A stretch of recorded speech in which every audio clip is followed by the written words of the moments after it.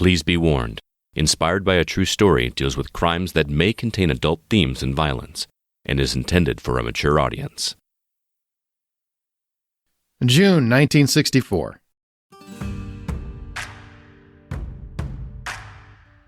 Three young men took part in what was known as Freedom Summer, a 3-month initiative to register black people in the South to vote. Suddenly, they went missing. In 1988, director Alan Parker recreated these events in a phenomenal film that became nominated for Best Picture and starred the talents of Willem Dafoe, Frances McDormand, and Gene Hackman. It's hard to believe, but this was only 60 years ago, and Mississippi Burning was indeed inspired by a true story.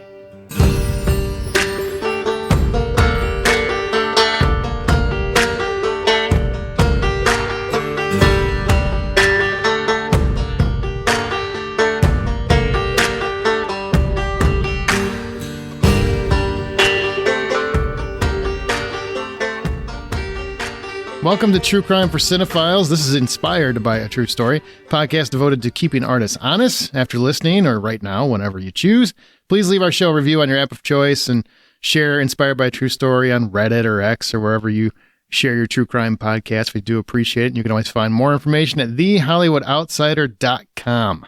We're going to describe and discuss the overall details of the actual crimes and also review the film on its own, how much of that is true and how much was Hollywood magic. I'm Aaron Peterson, an accredited film critic for the Hollywood Outsider podcast and website. Joining me today are my fellow film critics and true crime devotees, Amanda Sink. Hello, hello. And John Davenport. Hey, buddy. Well, this is a heavy one. Agreed?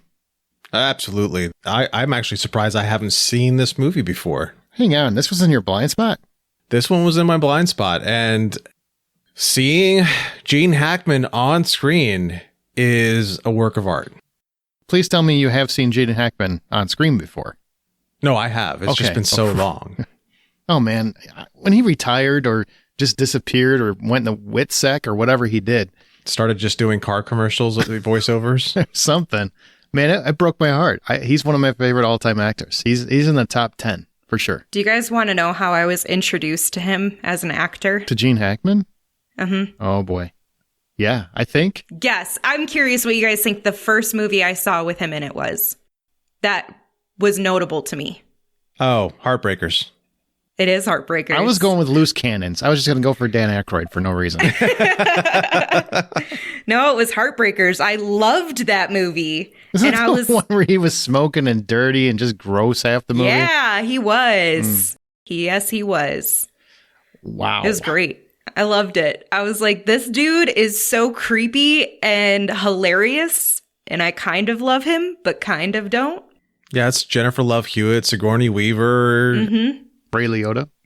Yeah. Ray Liotta, and Jason Lee. That's a trifecta of early 2000s right there. Oh, God, it's so good. I still rewatch that one. But anyway, sorry to completely derail. Can I ask you a question since I assume you've seen him in other movies, right? I know. Yeah. Not just Heartbreakers and Mississippi Burning. Yeah. Okay. Yeah, I have. It's like, because that's a wide variance for sure.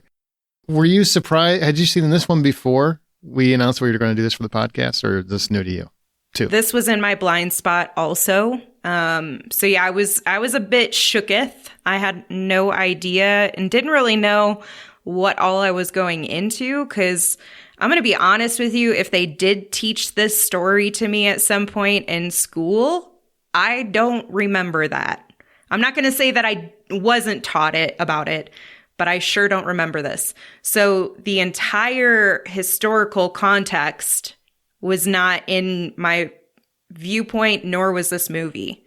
So I think one of the things that I told you, because we did reschedule the recording for this a couple of times, and that is all my bad. But one of the things that I told you... I wasn't going to point my finger at you, but if you want to take it, sure. I'll take it. I'll own it. But one of the things that I told you when you were asking me, like, because I have a terrible memory, so I have to watch the movies pretty much like the night before we record, so it's fresh in my memory. Mm-hmm. And I was like, I'm not gonna rewatch this again. Like, this is one of those where it's like, I'm glad I saw it. I'm glad I know what happened, but it's really just like too devastating to go through again. Like, I have enough recollection that I don't want to go through, viewing that again. It's just a really sad story. So, yeah, I mean, I had no idea about a lot of this, and I'm glad that it's kind of in my scope now that I've seen it. What I find fascinating is same thing happened when I was in school. I remember when they taught about civil rights. This is before I was born. So, I mean, this is my parents' generation. Amanda, you're probably your grandparents' generation, I would guess. So it's a completely before my time generation that this happened, but it wasn't that long ago. It's one of those things where my parents recall it. My grandparents knew it well. You know what I mean? Like, they knew these stories. And in school, civil rights was taught, but the movement, Martin Luther King, a high level. The details, the horrors, those were not taught in my school. I don't know if that happened in other schools, and maybe it's a jurisdiction thing. I don't know. But I definitely did know this story when Mississippi Burning came out, because I'll be honest, I saw this, and I had seen other horrors in terms of the Black experience in America, like Roots. Obviously, I had seen that. My mother made me watch that one. She said that was very important to watch, and I understand that more now than I did at the time. But she wanted to make sure I saw this one too. Like, it was very important to her that I understood history and the history of the country and why people feel a certain way about things, because so often people want to say, well, we've progressed, we're here, we're there. Yeah, but you also need to understand why people and families feel this way. You can't just chop it up to, well, we're past that. Well, some people, that's a long scar, Families carry that thing for generations. It's good to understand it. And I think it's good that this movie was made and it brought about the discussion of those points so that we remind ourselves that things like this happened not too far ago. Yeah, the impact of this movie had the same sort of impact that the first episode of Watchmen had on me, where it taught me about the Tulsa massacre. Yeah, that was an interesting spot to put that. I only knew basic undercurrents of that story until Watchmen, and I'm like, it's wild that I'm learning more from a sci-fi show than I learned in school. Absolutely. That's what's a crazy part of that is. This movie really had that effect on me, where it took me into that moment, especially those moments where you see what the white community was doing to the Black community in this town as a whole, and how much these people were living in fear and squalor just to stay out of the way of these people who were willing to hurt them for no other reason than the color of their skin. It's sad. It's heartbreaking. It's everything that they depicted, I'm sure. Yeah, it's pretty tragic. And you know what? We should probably get into the actual details, because you want to know what's true and what's not, right? That's why you came here. So, as of this recording, Mississippi Burning is streaming on Tubi. Plus, you can rent it digitally anywhere, but that is always subject to change. And if you are unfamiliar with the plot, because sometimes you just come for the crime, and that's fine. That's fine. I want to take a pause for a second. Thank you to everybody that has been sharing the show. We've been seeing growth that we really appreciate. And a lot of more people listening and sharing and finding the show. And that's all because of you listening. So thank you so much for that. I just want to make sure I extend that. Thank you. Yeah, no, absolutely. It's been fun seeing everyone share the show back and forth, and all the posts about, hey, so-and-so, you should come check this out. It's really a lot of fun to see the new people coming on board because of like sharing and all that. So thank you so much, everybody. What they said. Thank you. Really? That's what you got? That's the best you got? Do you really want me to be Amanda and just say the exact same thing you guys just said, but a lot longer? Fair point. Okay. Yeah. Okay. All right, then. Mississippi Burning stars Gene Hackman and Willem Dafoe as agents Rupert Anderson and Alan Ward, or Mr. Ward. Two FBI agents tasked with finding three young men who disappeared in Mississippi and are believed to have been murdered. The film follows their rather complex path to justice, and also stars Frances McDormand, Brad Dourif, Arlie Ermey, Michael Rooker, Frankie Faison, and was nominated for numerous Oscars, including Best Picture, Best Director, Best Actor for Gene Hackman, and Best Actress for Frances McDormand. So that's pretty awesome. New episodes of Inspired by a True Story are released every 2 weeks and can be found wherever you listen to podcasts or at thehollywoodoutsider.com. You can hear episodes early if you support the show on Patreon at patreon.com/thehollywoodoutsider, or you can just share your thoughts on this episode or even suggest a film if you want to by emailing us inspired@thehollywoodoutsider.com. Film and true crime fans are always debating how true their true crime is, so prepare to take a trip back to a period in America which for many wasn't really that long ago. This is Mississippi Burning.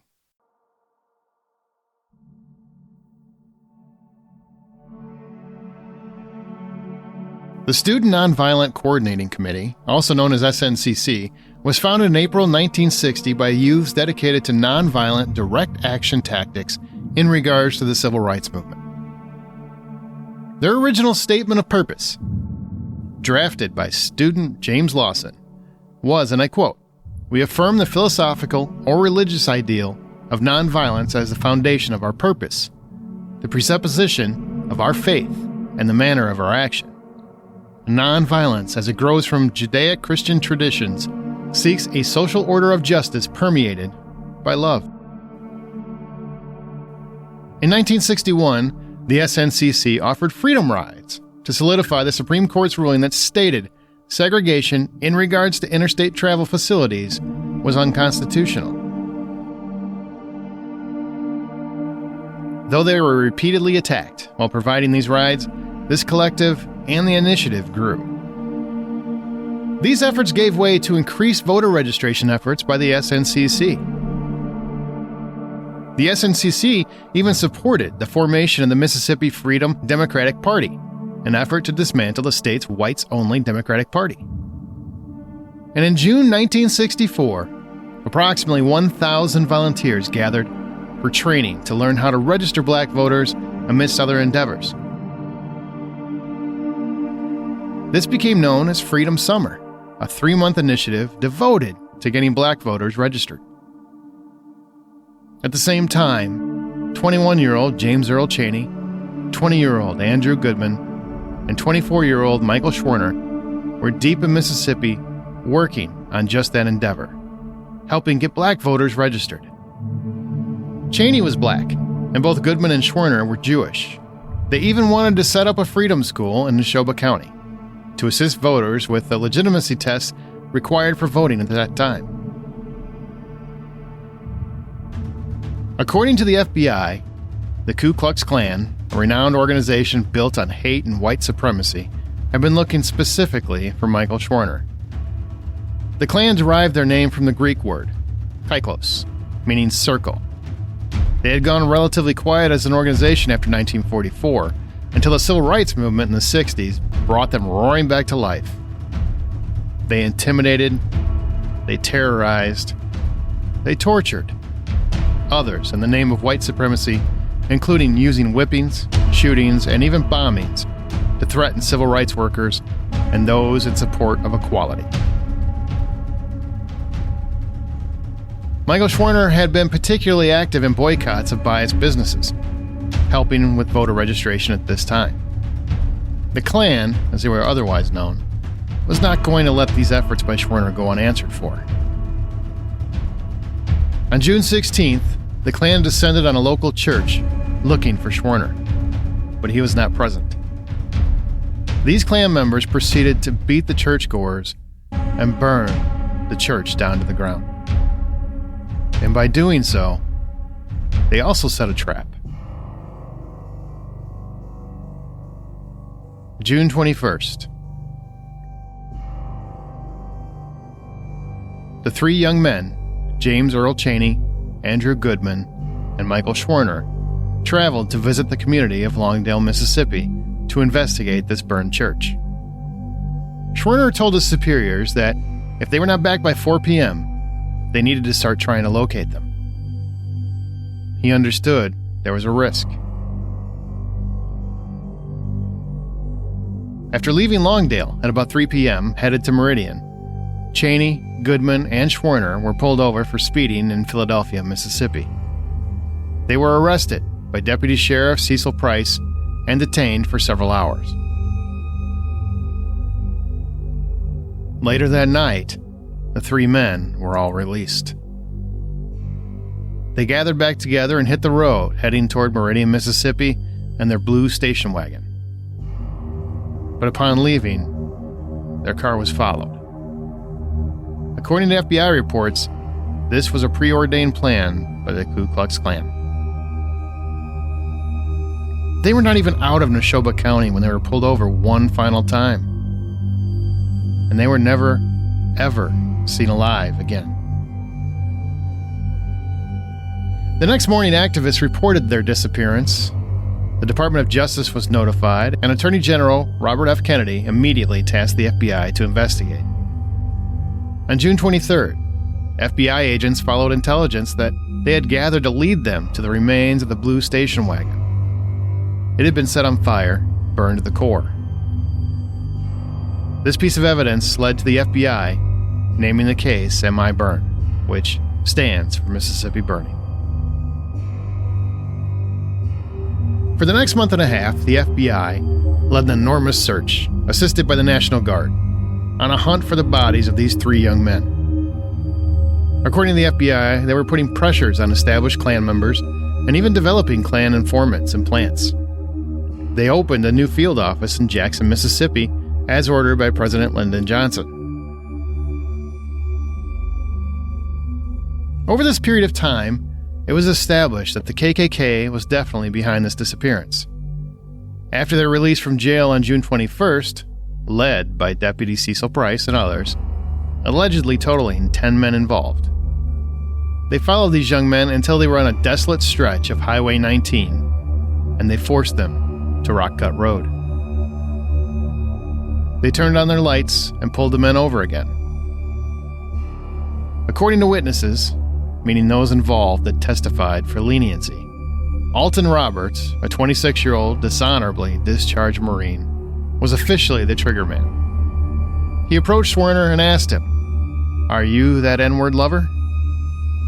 When Schwerner began to reply that he understood how he felt, Alton Roberts shot Schwerner at point-blank range and then also shot Goodman as well as Chaney, though it is stated that another man, James Jordan, also shot Chaney in the abdomen. And this was after he was beaten and castrated. After the men were tortured and murdered, they loaded the bodies and took them to the property of Olin Barrage. He owned a cattle farm nicknamed Old Jolly Farm, and he was constructing a farm pond where he once jested that "I got a dam big enough for 100 of them," implying he had room for 100 corpses. The disposal of the bodies had also been pre-planned. The 3 young men, 21-year-old James Earl Chaney, 20-year-old Andrew Goodman, and 24-year-old Michael Schwerner, 3 men at the beginning of their lives, were dumped into a hole and then buried.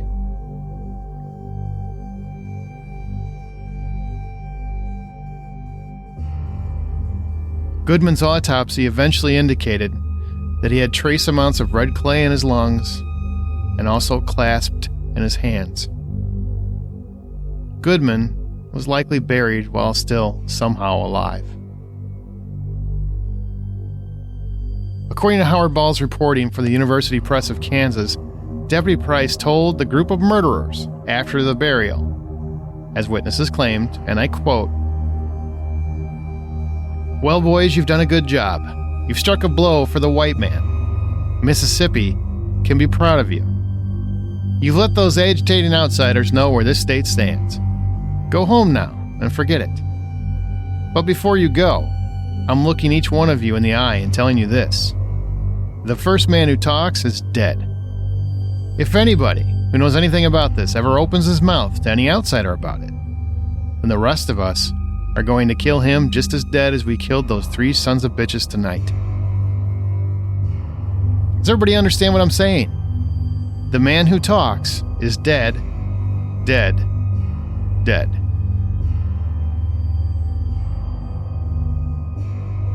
Acting on an informant tip, the FBI found and exhumed the bodies on Roberts' property on August 4th, 1964. It would be several months before there were any arrests, but on December 4th, 1964, more than a dozen suspects, including Deputy Sheriff Cecil Price and his boss, Sheriff Lawrence Rainey, were indicted because Mississippi officials refused to prosecute the killers for murder, a state crime, mind you. The federal government, led by prosecutor John Doerr, charged 18 individuals under federal charges with conspiring to deprive the 3 activists of their civil rights. You know, by killing them. The insanity of the trials that followed would require 2 more podcast episodes to wade through. We just don't have time to go through it all. Suffice it to say that after many years of court battles, on October 20th, 1967, 7 of the 18 defendants named were found guilty of various crimes. Cecil Price, Klan Imperial Wizard Samuel Bowers, Alton Wayne Roberts, Jimmy Snowden, Billy Wayne Posey, Horace Barnett, and Jimmy Arledge. Sentences ranged from 3 to 10 years, and after exhausting their appeals, the 7 began serving their sentences in March 1970. Not a single one of them served more than 6 years. The rest were acquitted. Even Edgar Ray Killen, part-time Baptist minister, and by the accounts of the witnesses, the plot leader. Killen avoided prison when a jury deadlocked 11-1 in favor of his conviction. The lone holdout said she could not, in good conscience, convict a preacher. That is, until June 21st, 2005, also known as Justice Day. On the 41st anniversary of the murders, Edgar Ray Killen was finally convicted of manslaughter. He died like a bitch in prison on January 11, 2018. In 2016, Attorney General Jim Hood officially closed the investigation.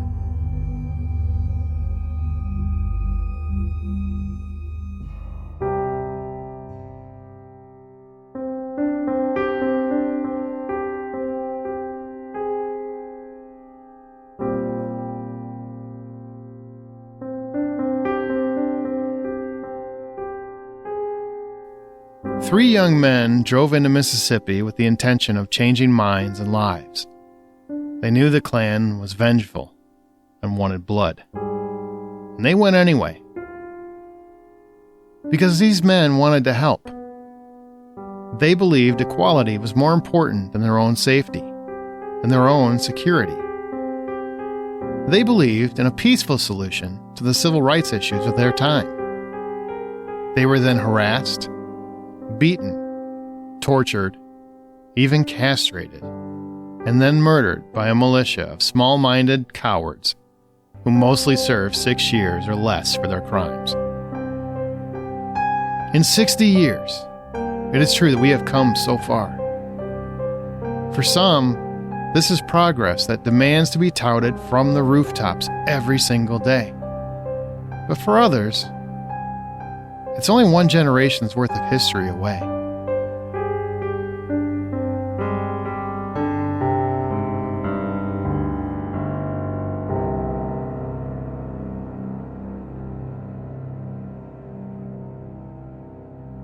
I don't know what bothers me the most about this case, whether it was the killings, how difficult it was to bring people to justice, or how much time people spent paying for their crimes. All of that is crazy to me. It's just absolutely crazy.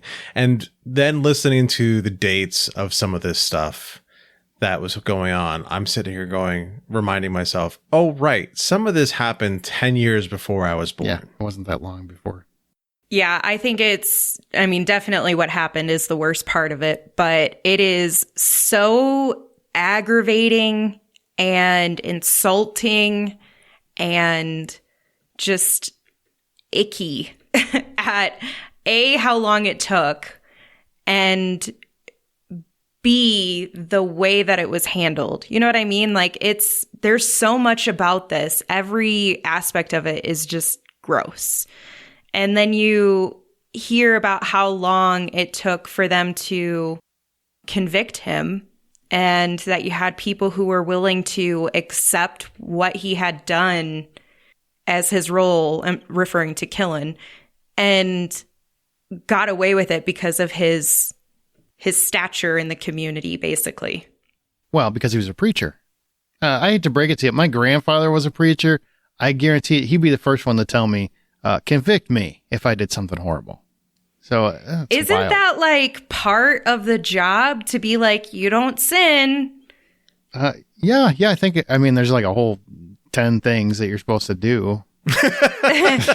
those are, like basically prerequisites. So very important ones. Yeah. These are your 15, crash, 10 commandments. It's pretty horrible. And it's amazing to me that the state wouldn't file charges. They refused to prosecute, which it is apropos for the time, right? It's sad, but it's apropos for the time. Then what's funny to me, and I know Mississippi is different now. I know it. I'm sure it's come a long way. I have no doubt. Somebody listening is probably in Mississippi right now, and they love their state, and I'm happy for you. I'm glad that it's come so far. I drove through there when I was 20, so early 90s, mid-90s, whatever it was. And I'll never forget, I drove basically from the Midwest down to Florida. Going to Disney World, but I was, drinking age, so that's a whole nother story. But drove through Mississippi, and it was like entering a time warp, because it did very much feel like they didn't know that things had changed.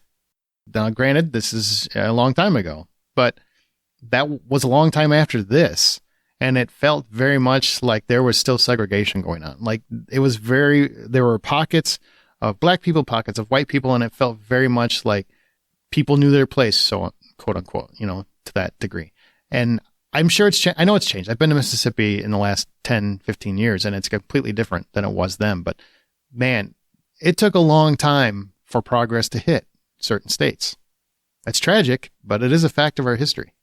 This is a very hard one to talk about too, because you don't want to. It really is. You mean because we're all white? Yeah, honestly, I mean, if that's it's truthfully, fair. I feel like that we should acknowledge that we're all white individuals who are speaking on this. Well, John's part white. My tone, yeah, John is more of a bronze. a bronze. Half Mexican, half. I am not a Mexican. Hispanic. Sorry, it's different. He's Spanish. Half Spanish and half. I'll let you guys keep fumbling around what it is, but is it Spanish? Is it? Yeah, let's just move on. It doesn't matter. But the thing is like it's still relevant.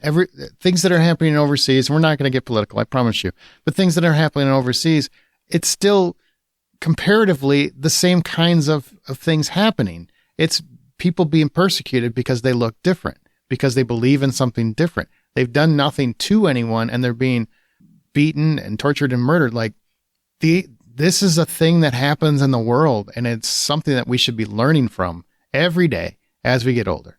And I'm not trying to get on a soapbox, but watching this movie just reminds me, like, every day we should remember this every day, that our own history, so we don't repeat the same mistakes, so we don't become other countries. You know what I mean? Because you see so much vitriol these days, and a lot of it seems to be based on racial lines. It's important to remember we never want to be that country again. Like, we just do not want to be that country again. And I mean as a whole. I'm not talking about just me. I just mean as a whole. We do not want to be that country again. It's really hard to continue the road of this conversation without thinking about what things are like today. And the level of contention we live in today is heartbreaking. It's scary. And it's disappointing to see that there are so many people who are willing on any side, not just either side, but any side of whatever conversation you're trying to have, that are so willing to just forego respect, niceties, any of those things to just prove whether or not their way of thinking is better than somebody else's. This movie reminded me a lot of that. Ideologies in the investigation was something that was also something that came up a lot throughout my research, and how they were handling it. So it's just crazy how people can stick to their guns too much, so much so that they don't care who they hurt along the way. The thing that I guess find myself frustrated with, from like my experience, my world experience perspective, is that, to your point, yes, this is something we should know about. And it just takes me back to why was this not talked about when I was growing up? You know what I mean? Like, instead, I feel like our society would be in such a different position right now. And granted, yeah, we've had progress, but let's be honest, it's still really shitty. It's not good. We're not in a good place by any means still. Like, there's so much racial divide that still exists. And now people are either just like really quiet about their racism, or there's a lot of people who just have no filter. Yeah, it's improved, but like it's still not good. I'm not playing devil's advocate, but I will say there are also times where people are afraid to have a conversation because they're afraid they will be called racist. Look, we're tiptoeing around a conversation that there's no reason we should have to tiptoe around it. It's a legitimate conversation that people can have. And I think in this day and age, for whatever reason, race is very polarized. It's used every avenue for polarization. It's hard to discuss race unless you're talking with people you know very well and you can trust. In an open forum on a podcast, it's very, very tricky because one thing gets taken out of context and boom, it's all over the internet. You know what I mean? It's not hard to do that. And by God, podcasts want to go viral. They do not want to go viral for those reasons. Well, I mean, I'll still stand with, I think we've had a lot of improvement and progress, but we still have a long ways to go. As long as we acknowledge the progress that we have had. I think it's also important to acknowledge the progress we have, because that wasn't that long ago. And can you imagine this happening today and the same situation happening? Like people just not being held accountable? Yes. Okay, well, it's an honest I feel question. like that's all the last 5 years have taught me, is that people will not be held accountable for racial and violent acts that results in someone being hurt or murdered. That is literally all I feel like I've learned in the years that I've become more aware of our country and news and media. And like, granted, it's because to your point, it is a more polarizing topic. Like these things were happening all of the time. So it was the norm, when this was occurring. It still is. Like, look at how much pushback and riots, even like everything and just all of these different means of communicating, we don't accept this, to our legislators, to our government, to our public officials. What do you mean that we don't accept this? I didn't understand what you meant. That like we as a society are pushing back and saying it's not okay that these people aren't being held accountable for what they're doing wrong, and that this is very wrong, and like voices are still not being heard on that, or at least like we've had small steps, but there's still so much that has gone unaccounted for. And granted, now it may just feel like it's a lot because it's becoming more prevalent again, but I do feel like we're in a still very sad place within our country. But what I was going to say, like That's where fair. I was going with That's all fair. Of this is I think we would be in a better position as a society if we were honest in our school systems. If we, as Americans, took accountability and acknowledged truly the level and degree of just brutality that has existed in our past, and we knew about these exact situations to really bring it to the forefront of your mind. Like the things that are taught in schools about slavery and racism they feel so disconnected from current day, but they could easily be teaching about the things that are, still a little bit closer to our timeline and more relevant to us and to children in schools. And then I think everybody would grow up and say, yeah, that was really horrible. We learned about that as students, instead of being adults saying, I've never heard of this. This came out of nowhere. Is this even like a real historical event? And it creates more questionability, because where's the validity? Like we question everything now. We have to. Nothing feels valid anymore. But if we would have known these things growing up and we all knew about them consistently through our school system, we would feel and react differently, because it would be the same as knowing 2 + 2 = 4. You know what I mean? Well, yeah, I don't think a lot of things were really taught very well. Like, I believe it was I know it's the 15th Amendment, but I think it was like the late 1800s or whenever it was, 1870-ish, something like that, when the amendment to ratify voting rights happened.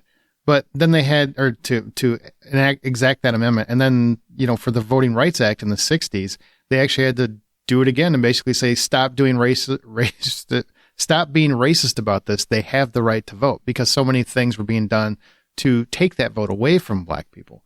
And, that doesn't get taught in school very much. It's always it was always being glossed over. And now I think we're in an era where people don't want that taught anymore, because we should be beyond it. And I think that's just it's an unreasonable expectation. It's easy for you because if you're a white person, you think it makes you look bad. Well, I wasn't part of it. Great. You weren't part of it, but it happened. And people have a right to understand that happened in the country so that they can ensure to learn from it and grow from it. Because I am a firm believer that if you do not if you do not keep up with something, you will repeat these mistakes. You just will. The world will find a way to do horrible things yet again in some fashion. I agree with both of what you guys are saying. The thing is that for the last 60 years we have done, let's just talk about all the nice things. Let's talk about all the good things. We haven't done let's face all the facts, and we need to start doing that, because the lesson isn't setting in the way it should be, especially now that you look at there are people who are actively trying to take out parts of this history and even water it down even more than what we already had, because we shouldn't be making people quote unquote feel bad. We need to be teaching people about why everything about the 60s, 50s, I can't count backwards, why they were not great for certain people. They weren't great for anyone except white dudes. I mean, women couldn't even vote until I think 1920 or something like that. So it's nonstop. Right. It's just like the Holocaust. That was something that we didn't gloss over in school. We were taught about the Holocaust to a degree that this is really bad. We are doing the best we can to not let something like that happen again. And we all have a reaction to seeing something happen like that's in that neighborhood. We should be having that same sort of reaction when it comes to finding out about Tulsa, finding out about Mississippi burning, understanding why Juneteenth is such a big day. One of the other things that I think about is, and I'll use an analogy, but you kind of referenced how society has a difficult time. Some of society has a difficult time facing the history because it's almost like a defensive measure. Like, I wasn't the one who personally did that, so don't attack me. Like, what do I have to do with this? And instead, I think we as a society should think about it more like this analogy. Somebody does a really crappy job in their job, and let's say they're a leader. They leave, you take over that job, you inherit all of the crap that they left you, whether you knew about it or not. But you still have to be the one to say, I'm so sorry that this happened to you. Let me find a way to rectify it. Let me find a way to make it better. I'm not the one who did the wrong to you. This happened to you before I even came around, but this is my role to play in this situation. I am now going to accept that I have to do something about it because of the position I'm in. And the position that we as a society are in are freaking human beings trying to do right by other human beings. All of them. It doesn't matter if you agree with them or like them or not. They're still human beings. Like, that's the way I wish we would all collectively think about the situation, instead of it being, well, that's not my problem. I didn't do it. So, and this didn't happen directly to you. Maybe it didn't happen directly to you, but you can definitely trace and see the level of impact that it had on their entire family and generations and see the historic. You just have to be open-minded to understanding that. And again, I think it comes back to, if you didn't learn about it growing up, you're going to have a harder time accepting it. It's your surroundings and your environment that have influenced you to feel one way or another. And we didn't do a good enough job in our country of making sure that this didn't happen again, or that people understood why it wasn't okay, why it's not okay. Do you think this movie does a good job of representing the events that happened? Wholeheartedly. They don't do it in a way that hides the events. They show it to you right there in color, and they show the events as harsh as they could possibly do for the time in which they're making this movie. So we're talking about the 1980s. It's supposed to be a big movie. They're not doing it. It's not like we're watching 12 Years a Slave and we're watching the horrors that way. For 1980, it's pretty close. Or 1980s, as it was an 88 movie. Yep. It's pretty close. The movie itself shows the crime. It shows how they hid the bodies. It shows what kind of people were involved. They weren't just the hillbillies and the people who you can point out from a lineup of, oh, that's just bad people. You can see it's police officers, it's pastors, it's everybody. I think they did a really good job of depicting it in the movie. All right. So as a standalone film, Amanda, without any knowledge of the case, watching it, you said you couldn't rewatch it. And I think we've kind of learned as to why, just the horrors of it all.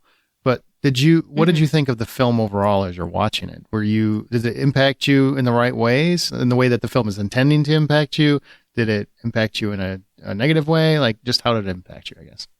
It's a very gut-wrenching film, and especially when you don't know fully what to expect. I mean, obviously I had like an understanding and I could kind of figure out, if this is civil rights related and the title is Mississippi Burning, I know enough history to make a presumption that turned out to be fairly accurate, but not to the degree that I was expecting. So I was still beyond mortified by this entire thing. But in terms of a film, it's a really good film to showcase what happened. And from what I understand of, all of the details of the case, it does fairly reflect what actually happened. And it doesn't do it in like a preachy way of like, here's history, do better, we need to not do this. But it's more like, here's what happened. And I guess if you're like a good, decent human being with empathy, you're like, wow, this is horrifying that this situation happened. And that it got to that point that that so many people were able to excuse it and make it okay in their minds. And that, I think, makes it a good film because it's making you reflect and feel and think and want to make sure you and everyone around you are doing things different than they were then. It creates a self-awareness. And the performances were fantastic. Oh, my God. Everybody in this. Frances McDormand, who has gone on to be a 2-time Oscar winner, I think. She is always great. Always. She's just always great. And her role is really kind of, it's honestly the one role that doesn't need to be here, but I think they were just trying to show this is what, there were some good people that just didn't know what to do, that were trapped in this situation. I think is kind of the element they're going for, because the wife situation isn't something that happened. That was just an added dramatic element. I don't know if that's necessary, but she's still fantastic. And Gene Hackman always crushes it. Even in bad movies, he's great.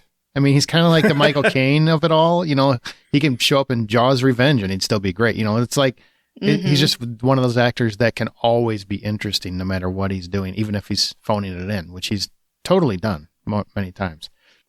I like that the FBI is shown to be actually solving the crime, because they did in the real world. They did solve this crime. Like, they were the ones that brought them to justice. The state of Mississippi had no interest in bringing these men to justice. None. The U.S. government did. And I know we're in a time where the FBI is really being looked at by both parties and stuff constantly, and one thinks they're in the pocket of one party and the other they're always scrutinized. Yeah, I think it's important to remember some of the wins that the FBI have had, and this is one of their wins. That's a positive way to look at that. I like that. I was just so happy to see Gene Hackman, because it's been so long since I've seen him on screen. And you're right. The Replacements, completely phoning it in that movie. He's having a good time. He's a lot of fun in that movie. And in this movie, he acts as a character that has several different intensities that are frightening, but jovial, but flirty and fun and just charming at every single turn. He can terrify a scary person at a whim. So there are so many different things that he's doing in this, and he's acting think, Aaron, you said this once. Gene Hackman's who actors wish they were when they go to bed. You know, and it's very true. This movie is a good example of that. So Gene Hackman, one thing that always amazed me about him is that he's very, in terms of how he looked, he reminds me so much of my grandfather. Every time I look at him, maybe that's why I came to love him to begin with, because he does look a lot like my grandpa. He just randomly, I don't know why, but he does look a lot like my grandpa, especially in this movie. So the whole time I'm watching it, I hadn't seen it in a long time. I'm like, I remember he looks like my grandpa. But he has this thing where... Oh, that's really sweet. He has this thing about him where he looks like my grandpa. My grandpa was not a threatening man. I don't think Gene Hackman looks like a threatening man. In fact, most of the movie, he's very charming. He's the kind of guy you'd love to have a beer with. But when he does play, I'm about ready to beat the shit out of Brad Dourif in a barber's chair, I believe every second of it. Like, he's got that, he's got that switchblade or whatever, he's got that, he's got that straight razor to his throat. And, you know, he's doing the shit, and I think he's going to cut his throat. I've seen this movie 10 times, and I still think, like, I can't remember. Does he cut his throat? I feel like he's going to cut his throat.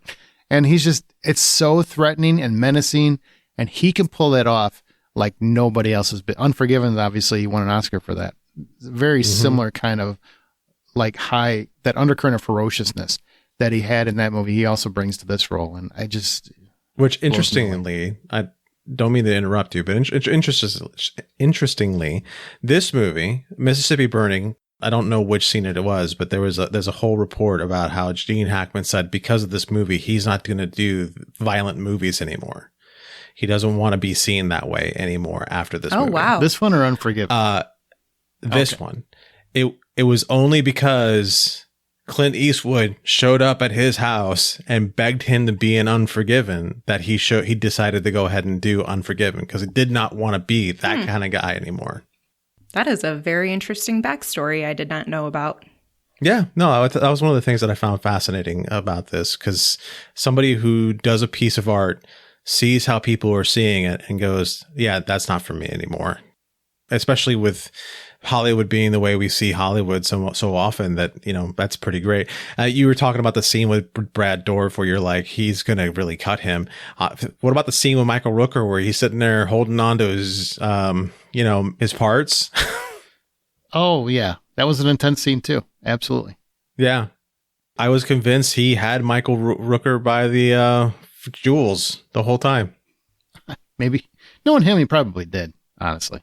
Yeah, Michael Rooker's like probably going, I need you to really grab him. So what did you want? You wanted to say something about Willem Dafoe? Is that what you wanted to talk about? Well, I wanted to talk about Willem Dafoe because this is like Willem Dafoe before he was Willem Dafoe. It was just surprising to see him in this movie because I didn't even realize it was him for the first few minutes. But again, he's doing a role that is so straight-laced and so controlled that it gives Gene Hackman all the room in the world to become the character that we see.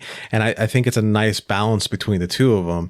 And then when we go into the really crazy portion of this movie, like I really love that line when Gene Hackman's like, do you think he was going to really shoot me? And then he goes, probably, that was a really good measure of those two characters and how they're growing together. Yeah, very much. Great performance. It's amazing to me how many wonderful actors are in this movie as you watch, and you're like, just, oh my God, that guy's awesome. That guy's awesome. That person's awesome. That person's awesome. It was Kevin Dunn's first movie. There's so many people in here. Michael Rooker's in it. Like, there's just so many great actors in this movie, and they're all bringing their A game. And it's not easy to portray those parts. So that was impressive. Any other standouts or things you want or issues that you had with the movie? One thing I'll say is that they did a really good job of trying to lace in just how much the two different cultures were clashing, not only clashing, but were living side by side. You mentioned Frances McDormand's character and how she's supposed to be playing this character, which in the real life story, there were people who were feeding information to the FBI, and she kind of represents that as a whole. There were more people than just her in the real story, but she represents that those people who wanted to continue to live life better, with more open and with everybody. The other thing that I was just brokenhearted by is like the kind of squalor that they end up showing how the black community is living. And then just how much like the white community would show up and be like, all right, well, we're going to burn this whole place down. Like a lot of that was kind of disheartening. Yeah, well, they also showed clearly that when they dropped old Whitey off in the middle of the neighborhood, that he runs out as quickly as possible because he knows, oh, that's different when I don't have my buddies with me. Oh, absolutely, yeah.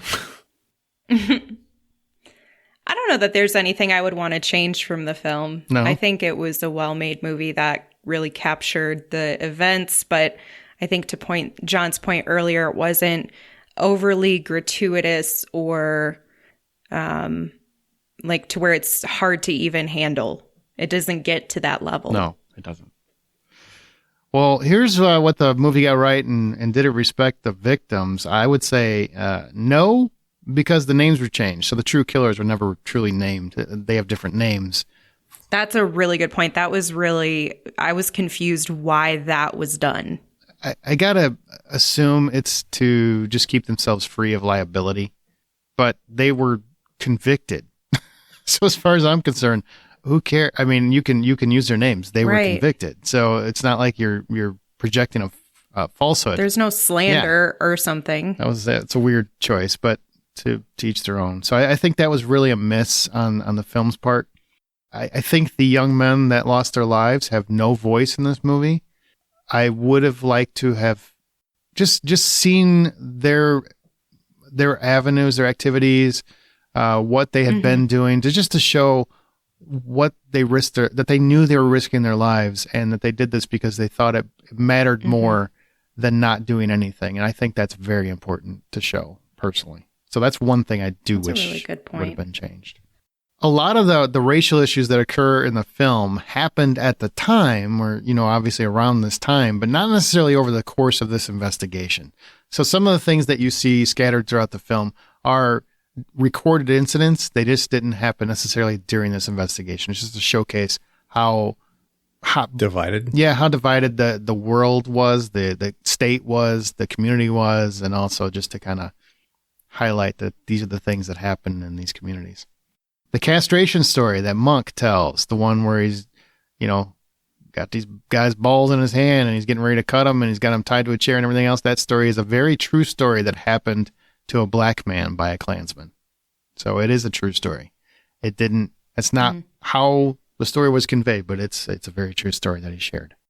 And the wife giving up her deputy husband was not the case. It took a long time, rattling of two witnesses, and even some alleged payouts to witnesses to really bring this case to a head. But there were a lot of behind-the-scenes dealings to make this thing come down. One thing that I appreciated from the true story to this was how they showed exactly how many people rolled into this town to start doing the searching. Man, I love when they just called the guard in. They're just like, bring these bitches in! And then all of a sudden, now we're taking over the town. Go ahead, get lippy with us now, town. Yeah. You are literally being invaded right now. Yep. Good job. It's just, that's totally, boy, that's the FBI saying, no, you thought you were badass, but we're here and we're bigger than you. We can bring all the people we need, because they are treating them like shit the entire investigation until they finally find the car and they know that these boys are likely dead. Then suddenly, okay, well, we're just going to get real with you. You guys don't want to help? We're going to make you help. That's one of the things that I think is crazy is that, again, going back to the original case, it took so much money to bring people to justice. It took massive amount of money and time and energy to bring these people to justice. And yet they got 7 years. On the opposite side of that coin, though, if they didn't spend the money, if they didn't prosecute them, the state wasn't going to do it. And if they didn't do something, nothing was going to change. That's one time where I think the federal government has to do whatever they can to ensure that this has to stop happening. We have to do everything we can, even if it only means 7 years. That's still, or 6 years. That's still 6 or 7 years someone doesn't want to give up of their life, right? So it at least is telling them there will be consequences, because up to that point, it seemed like they were not getting consequences. You can even tell, I think the movie was really trying to convey that with how snarky the sheriff was when he got arrested. You know, he's just like, whatever, I'm going to be fine. Just the cockiness these people walk around with after committing these atrocities is incredible. What the movie got wrong or left out, and was it worth it? The agents are representations of the collective of the time. So, you know, Mr. Ward and his... I always love when he yelled his name, too. It was just almost like an insult. I'm sorry, Mr. Ward. These two agents, which are Rupert Anderson and Alan Ward, they were not real agents. They're just basically a smorgasbord of FBI agents from the time. Amalgamation. There you go. There's another fancy word that I couldn't think of. That's a $10 word. These stories kind of do that often, where they take a couple of people and they convert them into one person. Gilgo Beach did the same thing with one of their characters, where a single bad cop person to kind of be a whole bunch of different bad cops. Well, when you need a bad cop, that's how you do it. Get mayhem. And now we arrive at the controversy of the film and my last thought on Mississippi Burning. So when the film was released, director Alan Parker and writer Chris Geromo were surrounded by controversy, with Coretta Scott King famously calling the film out for being inaccurate. Though I would also stress that J. Edgar Hoover famously reacted very hostile to her husband, Martin Luther King. The reason for this commentary, though, is that the story in the film is framed primarily from the point of view of white men and white women. The activists who risked their lives and the black community members are either barely represented or shown to be meek individuals. The truth of the matter was that many black Americans were standing up for their communities every single day, leading this movement. And the activists that are the point of the film, they're little more than plot devices here. In real life, they had depth, they had complexity, they had honor in their character.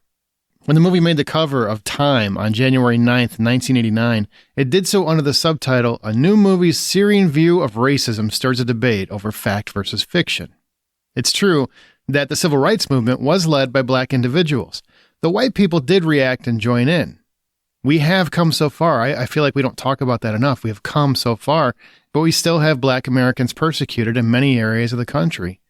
But finally, their stories are being told. Mississippi Burning tells the story of an investigation, not a movement. I think that's very important to note that this film is about the investigation. Alan Parker, the film's director, stated at the time, the two heroes had to be white. This is a reflection of our society, as much as of the film industry. At this point in time, it could not have been made any other way. Is that an issue? For you? Perhaps. But the film did showcase a truth that many Americans have been oblivious to. It turned that light on to a very important story. And while many of the events that you witness in the movie are from various accounts of separate incidents, they were still very true horrors that occurred at that time. So again, it's what's important to you. What truths are important to you? The whole truth or the pieces that illuminate a story? That's up to you. None of us can tell you what the right answer is. What I can tell you they did not do is they did not bother to give a voice to these activists that risked and gave their lives to this cause that they believed wholeheartedly in. The right to vote. I can't say that enough. That is one thing that really bothered me. Now, if those changes are worth it in order to tell this story, well, that's up to you. And I'll leave you with that. You decide. All right. Anything else on Mississippi Burning before we exit out of here? No, I think that we covered just about everything we can cover. You're right. This is one of those cases that if we wanted to dig really deeper into the cases and what happened, it would take several episodes to do this. It would. And it's still a hot button topic so many years later, which is kind of crazy. Wild, actually. Wild. Mm-hmm.